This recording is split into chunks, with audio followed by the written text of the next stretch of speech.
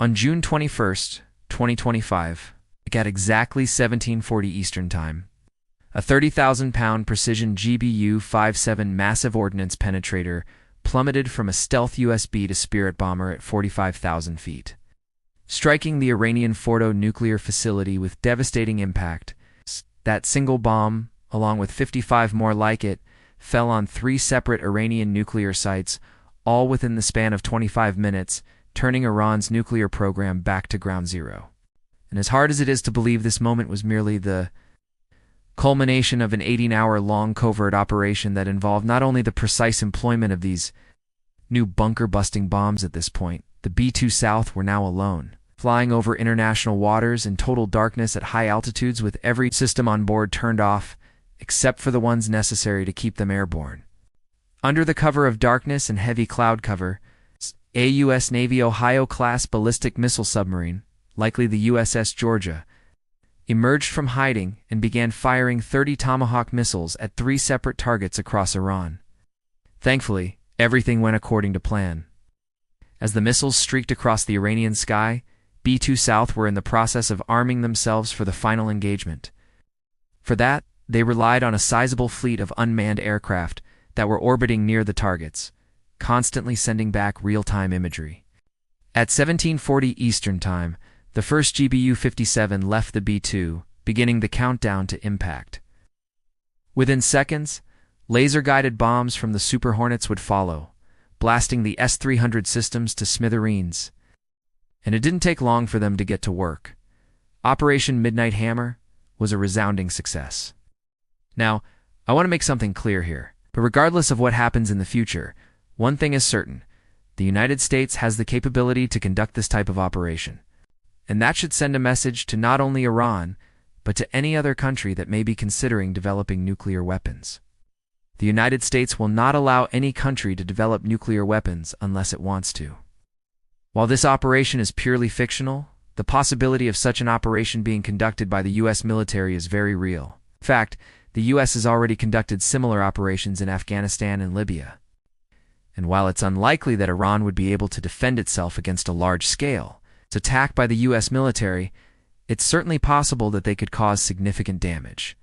In fact, during the recent conflict between Israel and Hamas was able to shoot down numerous Israeli fighter jets and drones, proving that even a relatively weak military can cause significant damage to a much more advanced force. So while this story is fictional, it's not entirely outside the realm of possibility. Within seconds of the last bomb falling on Fordow, 2 Tomahawk missiles slammed into Natanz, followed by 2 more hitting Isfahan. Again, each missile was equipped with a terrain-matching navigation system, ensuring that it hit the target intact. And again, each missile carried a real-time recon relay, allowing the U.S. Navy to see the results of the strike immediately. I don't know about you, but I find it absolutely amazing that we live in a time where we can fire 30 missiles at 3 different targets. Observe those targets in real time and see the results of the strikes the moment they occur. It's incredible technology, and the result was devastating. All 3 facilities were rendered uninhabitable and contaminated with nuclear fallout, effectively setting Iran's nuclear program back years. Then the Growlers would arrive, firing off a GM-88 HARM missiles at any surviving systems, jamming Iranian radar and blinding their air defenses. As the fighter groups made their way deeper into Iran, they would lay mines with their laser-guided munitions, creating a 200-mile-wide corridor invisible to enemy defenses. This would allow the B-2 South to approach their targets undetected and drop their ordnance without fear of interception. Let me tell you, Iranian radar operators were terrified. The most advanced fighter aircraft in the world screaming over their heads, firing weapons that can detect and destroy their systems from miles away. They had little choice but to shut down and hope for the best. And that's exactly what happened. Not a single missile was launched. Not a single fighter took off from the ground. All because the U.S. military showed overwhelming force and dominated the skies. For the Iranian operators on the ground, sight of a 30,000-pound weapon hurtling toward their position must have been terrifying. But given the speed of these munitions, they wouldn't have much time to react. But that was just the beginning. Because in less than 10 seconds, the second massive ordnance penetrator would leave the second B-2, followed by the third, and then the fourth, until eventually the 14 total bombs fell on the Fordow facility.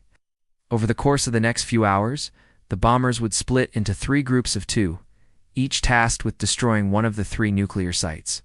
You see, over the course of the previous 8 hours, over 60 U.S. fighters had already flown into the Middle East and were currently holding over Iranian airspace, waiting for their cue. This included 24 F-2 to Raptors, 20 F-35AS, 12 Super Hornets, and 4 Growlers. Together, it represented the largest deployment of U.S. fighters conducting seed and electronic warfare operations since Operation Iraqi Freedom. Moments before the B-2s dropped their payloads, these fighters split into 3 groups of 20 and began racing toward the Iranian nuclear sites. Their mission: destroy every air defense system they came across.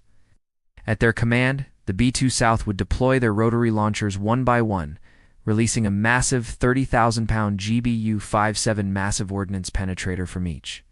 These bunker-busting bombs were not only the most powerful weapons ever dropped by the B-2, but they were also the most precise bunker-busting bombs ever created by the United States.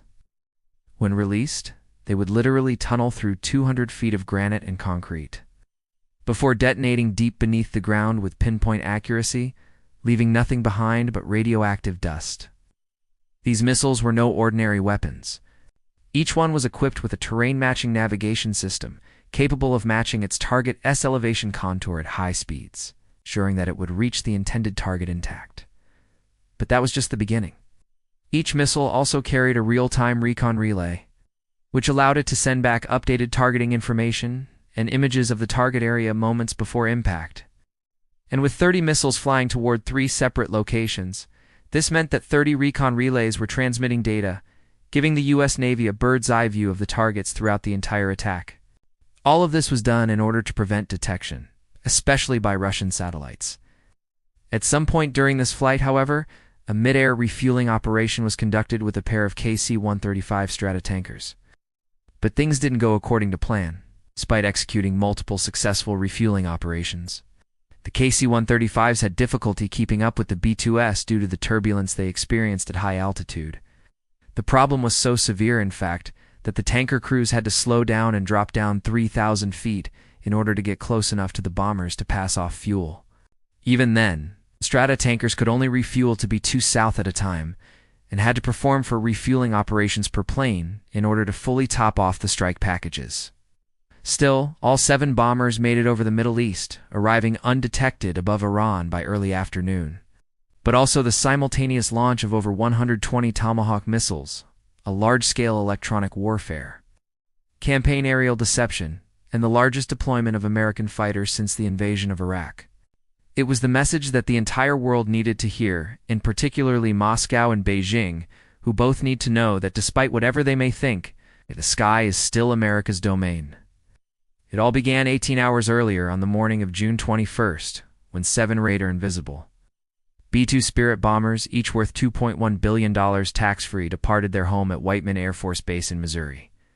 These aircraft were not flying solo. In fact, they were accompanied by 6 additional B-2 South, which were flying west over the North Pole. The plan called for the second group to turn back after reaching Siberia, while the first group continued south toward Iran. Now, this was no accident. See, the goal was to deceive Chinese and Russian spy satellites tracking the bombers. Since the start of the war in Ukraine, Moscow and Beijing have taken turns monitoring the movements of American bombers with their spy satellite assets. So in order to disguise the true nature of these missions, the U.S. planned for some bombers to fly thousands of miles away from their actual targets. Over the course of the next several hours, these strike packages flew over the North Pole and then began heading south, crossing over the Atlantic Ocean. Now, while these aerial tankers were doing their best to keep the B-2s fueled, other B-2s South were in the process of deploying thousands of pounds of ordnance on the ground. But even with this technology, there were still millions of moving parts that had to come together perfectly for the attack to succeed. But even with all of these attacks being conducted simultaneously, the B-2 crews needed to know what was happening on the ground. As hard as it is to imagine, this moment was merely the tip of the iceberg. First, the F-35s would lead the charge, screaming into Iranian airspace with their onboard radars locked onto Iranian radar arrays. With their air defenses neutralized, the B-2s were free to do their job. By 1910 Eastern Time, on June 21, 2025, 3 Iranian nuclear sites were neutralized. The strike team was already turning home, and there were 0 losses. In fact, this story was written in part to illustrate the capabilities of the U.S. military, and to demonstrate what could happen if Iran ever decided to develop nuclear weapons. That's all for this video. Thank you for watching.